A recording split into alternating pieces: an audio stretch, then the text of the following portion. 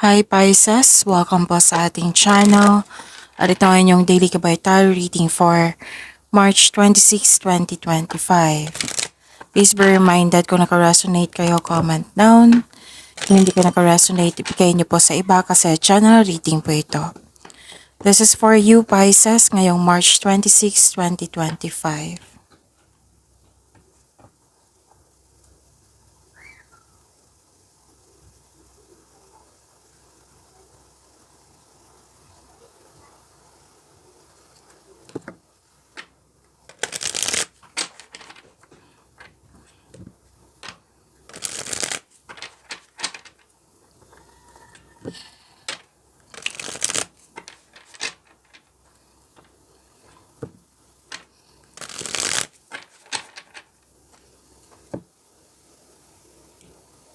This is for you Pisces ngayong March 26, 2025.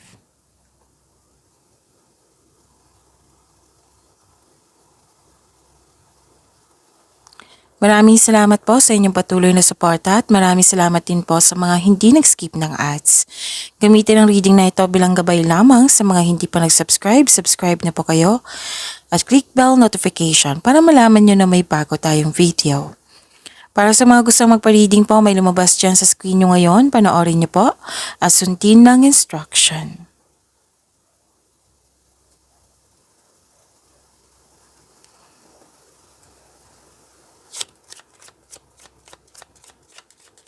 Spirit's Guide, mga ganap po para kay Pisces ngayong March 26, 2025. I need 3 cards po.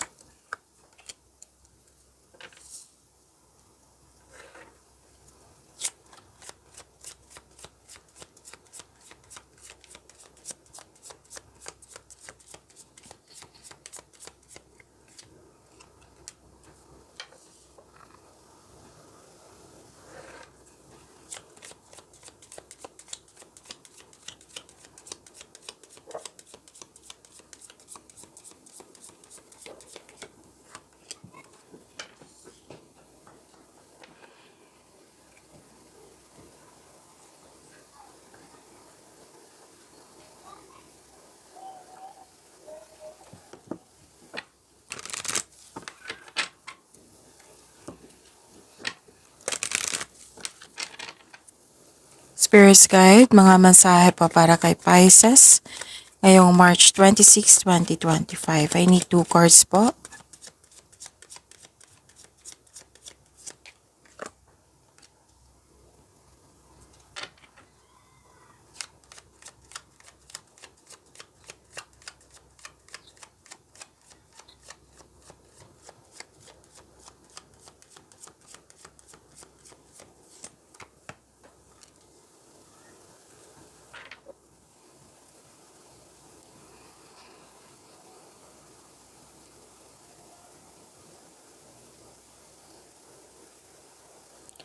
Ngayong March 26, 2025, para po kay Pisces, nakita ko yung success, positive outcome, and joy and happiness. So, claim nyo po, Pisces. You deserve to be happy. Nakita ko dito na mag-ingat kayo sa isang tao or sa isang sitwasyon. Kasi nakita ko dito na ang ilan sa inyo may rivalry, kompetisyon, tuso, mandaraya, sinungaling, may temptation, pero then may tutusin yung desisyon, plano, or ideas, or concern ito sa third party.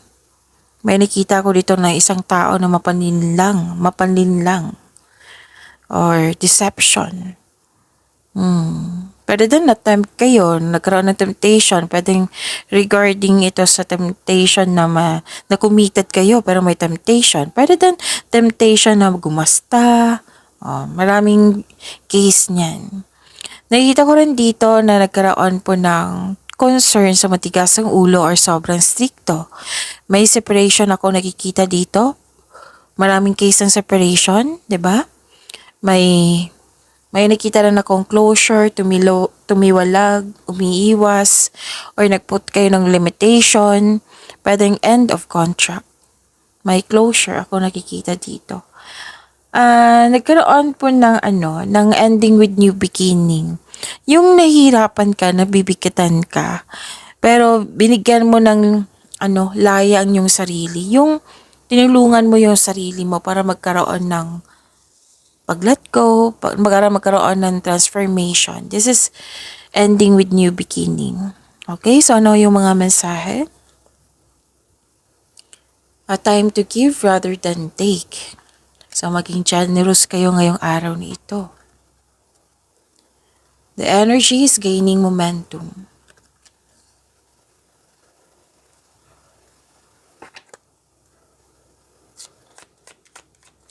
Spirits guide, Spirits guides energy po ni Pisces ngayong March 26, 2025.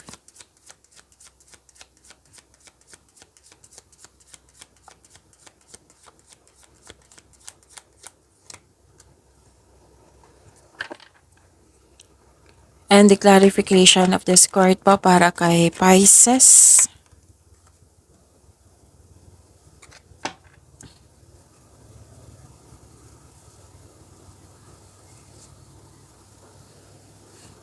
Kung may narinig kayo or may nakita kayong repeating message, meaning to say, pinupush ng cards nyo yan, kasi ang ilan sa inyo hindi pa binigyan ng atensyon or attention. So, kung pwede po, bigyan niyo po ng solusyon at aksyon. Remember Pisces, at the end of the day, alam mo na ikaw lang taong may kakayahan at responsable na gumawa ng sarili mong katotohanan at kinabukasan.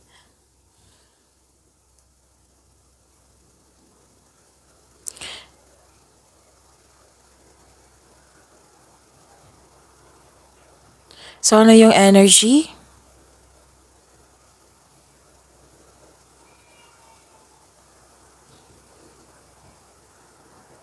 So, you're clinging to the past. Ay ilan sa inyo dito na may naalala sa nakaraan or nagkaroon ng unhealthy connection sa nakaraan. Sa mga nangyari na po. Yung nilalaban mo ang pagbabago kasi ayaw mo sa pagbabago. It might be hindi nagkaroon ng magandang ending or closure yung nangyari sa nakaraan kaya may attachment pa kayo sa nangyari sa nakaraan. Pwede din natatakot ka sa changes. Dahil yun nga, hindi mo gustong mag-move on. Yung clinging to the past, refusing to change, nagkaroon ng stagnation, parang napipilitan ka sa pagbabago. Ang ilan sa inyo dito gustong bumalik sa nakaraan. So you may feel stress or nagkaroon ng anxiety na hindi mo na alam kung bakit ito nangyari. So, may explanation ng card nyo dito that ending the situation means new opportunity is coming. A new beginning. It might be uncomfortable kayo, pero this card tells you na let go and trust the universe and yourself. Kumbaga, swift change brings you new beginnings po. So, this is the clarification of your card here sa oracle cards nyo. Diba, may sabi ako sa inyo na may pag-let go. So, lumabas siya dito sa inyong tarot cards. Kahit ako, hindi naman ako Pisces po. Kahit ako Pisces, nahihirapan ako sa pagbabago. So, ganyan talaga. Sabi pa ng mom ko na ganyan talaga, may mga pagsubok. Lahat ng tao may mga pagsubok na kailangan natin harapin. Hindi naman ko kayo masisisi na it might be mas gusto nyo yung karaan kaysa ngayon. So, kailangan ng pagtanggap dito na sabi ng card dito, pag let go nito, magkakaroon ng ma-adapt mo yung pagbabago. So, parehas tayo Pisces. Kahit hindi ako Pisces, parehas tayo. Nahihirapan ako sa pagtanggap sa pagbabago. Kasi yung nangyari sa nakaraan, mas gusto ko yun kaysa ngayon. Pero, give chance. Kasi baka may matutunan tayo sa pagbabago na ito. Baka. Kasi may mga dahilan May mga dahilan. Kahit ngayon, nahihirapan ako. Okay? Pero we have to move forward. Just like me, Kahit hindi ka ako okay, pero patuloy pa rin. Kesa hindi tayo magiging productive sa araw-araw natin, di ba? Walang mangyayaring pagbabago. So yun, kaya yan, laban. Oo. Pwedeng i-process mo yung mga nararamdaman mo or yung like ginawa ko kanina. Actually, ilang araw na to eh. Kinausap ko yung mom ko. Kahit hindi niya naiintindihan. Kasi yung mga nangyari, in-explain ko. Gusto ko lang may kausap kasi nabibigatan ako. Yung sabi ko sa inyo kanina na kung everyday kayo nanonood na i-release nyo itong nararamdaman nyo. Actually, to be honest, unease, hindi ako mapalagay. So, that's part of our life. Oo, may matutunan na, yan yung iniisip ko, may matutunan ako nito. May pagsisisi din ako nakikita na may na-realize ako na may halong pagsisisi. So, iba yung process ko pag nalungkot ako or na-disappoint ako, tulog. Oo, tulog. Pero kayo, pag-isipan nyo ng mabuti kung ano yung pag-process nyo. Pag may kausap ba? Pagsulat ba ng journal? Ako, kanina, yung bigat, sobrang bigat talaga. Hindi na sana ako magre-reading eh. I think hanggang Libra lang ako dyan. May Libra yung mauna, di ba? Sabi ko, bakit ko hayaan maapektuhan yung ibang naghihintay ng reading? Na hindi naman sila yung, di ba, hindi lang naman yung rason na sila, yung kayo, alam kong everyday kayo nag-aabang. So, ayoko madamay kayo. Kasi yung sabi ko sa lahat na, kung may problema kayo, sa example lang ba ito, may problema kayo sa love life, may love life, trabaho, family, friends, career, money, di ba? Kung may problema kayo sa love life, huwag niyong idamay ito. Yung iba. Para maayos to itong love life na ito, at least okay pa yun, stable pa yung iba. Kasi iba naman, di ba, ako nag-advise sa inyo, tapos ako mismo hindi nag-a-apply. Oo. Pero, I have to be honest to myself. And kayo, baka kailangan i-process nyo yan na mabigat siya. Nakita ko lang dito nabibigatan kayo sa pagbabago, which is nakarelate ako, nakaresonate ako, kahit hindi ako Pisces. So, sabi ko, hanap ako ng paraan para ma-relax ako, na ma-release ko to. So, kanina, pinopost ka talaga yung video. Sabi ko, God, bigyan niyo po ako ng talino at energy na maintindihan ko lahat tong nararamdaman ko, na malampasan ko. Kahit hindi ko naiintindihan yung mga pagbabago, sana malampasan ko.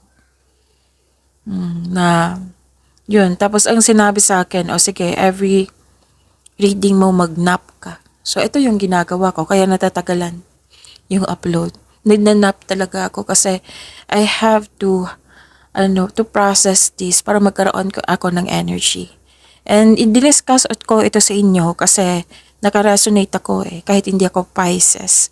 Tapos, baka makakatulong din sa inyo, Pisces. Baka, oo. Hanap kayo may kausap, sulat kayo ng journal, and the best way to do is to pray. Huwag kayong mahiya kay God. Kahit nga ako na may nagawa akong kasalanan, hingi ako na sorry. Tapos, minsan maririnig ko na, ano yung natutunan mo sa mga nangyari.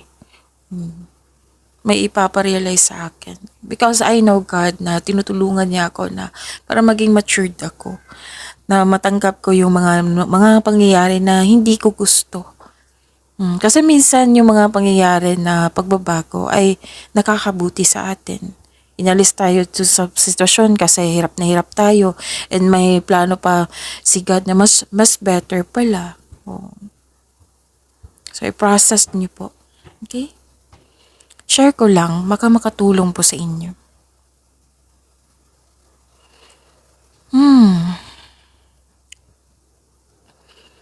nire-relax ko yung boses ko para makonserve ko yung energy para may tuloy-tuloy yung reading kahit pa stop-stop.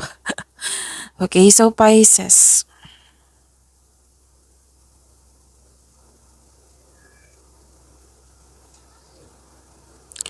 Nakikita ko dito na may pag-aalaga, pag-aaruga. Actually, may feminine energy dito, Pisces. It might be ito yung kausap mo or inalagaan ka. Actually, may mother figure na energy dito. Oh. Pwedeng yun yung nag-alaga sa'yo or kayo ito or may concern kayo sa isang mother figure. Pero most likely, ano to pag-aalaga talaga. Mm-mm. Actually, marami kang iniisip ng bagong idea para sa ikakabuti ng iyong buhay. Tapos, may ano kayo dito, may person kayo, pwedeng kayo ito, or may isang person na very loving, maalaga, compassionate, marunong magbalanse sa emotion. It might be nag-take time kayo sa inyong family ngayon, sa mga bata, or may nanganak, or may nag-aalaga ng baby. Kasi I felt now naramdaman ko na may nag-aalaga talaga sa inyo. Na you felt love. Actually, ang ilan sa inyo dito nag-spend time sa bahay na nag-enjoy sa home decoration.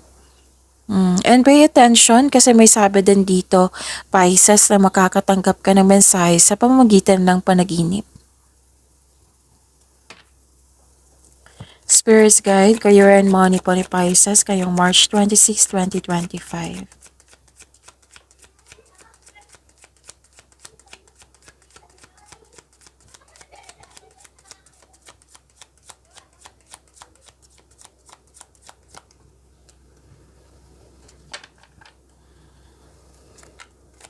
And the clarification of this card po.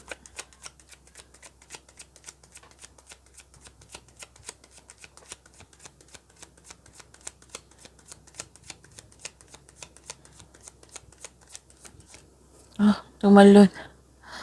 Okay.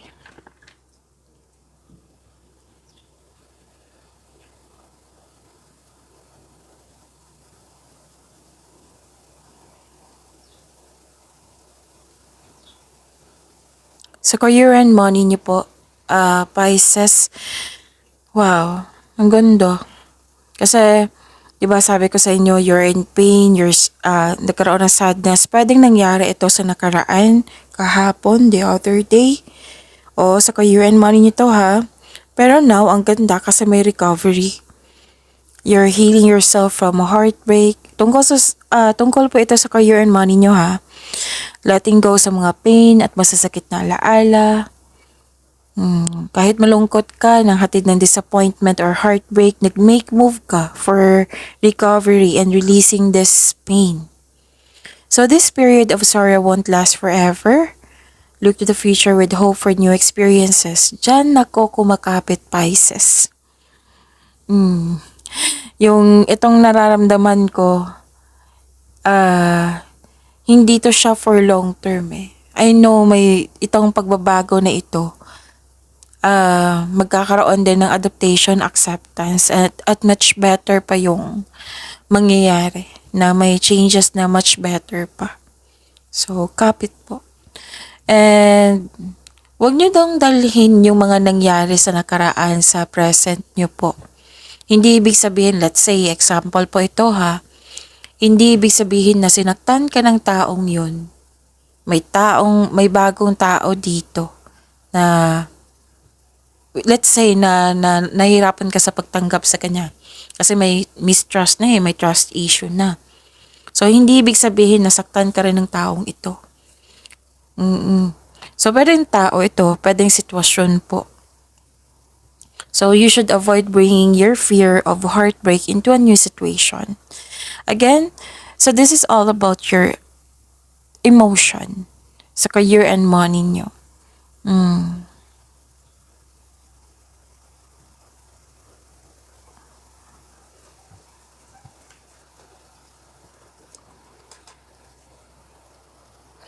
Nakita ko dito na nagkaroon po ng mabilis umunlad yung trabaho nyo, ang negosyo.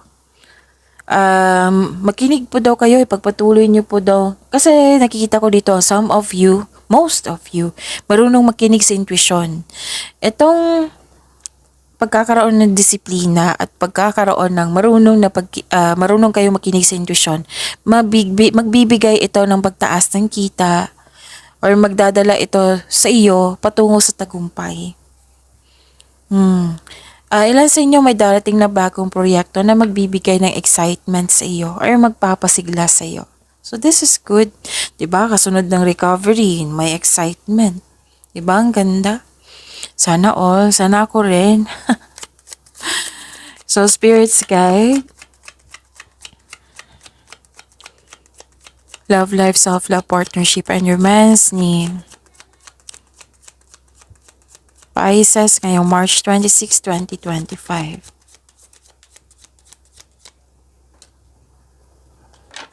And the clarification of this card po.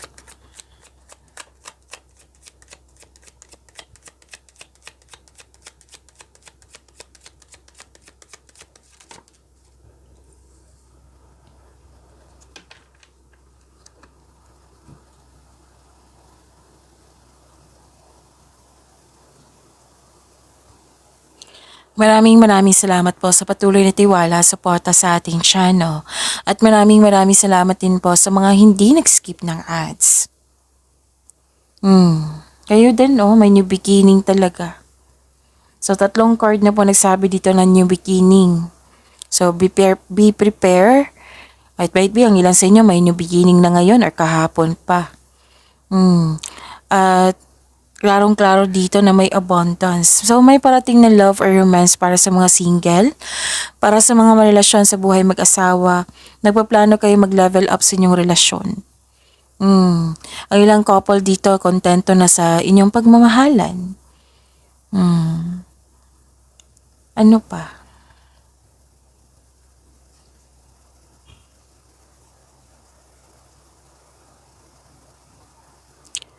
Nakikita ko rin dito na nagkaroon po ng so itong success na ito, magkakaroon siya ng delay. Pero itong delay na ito is temporary lamang. Kailangan nyo lang maghintay. It might be this is a process. So the delay is all part of the process. So stick sa inyong plano at continue to work diligently. You're almost there. Huwag kayong mag-give up. Okay?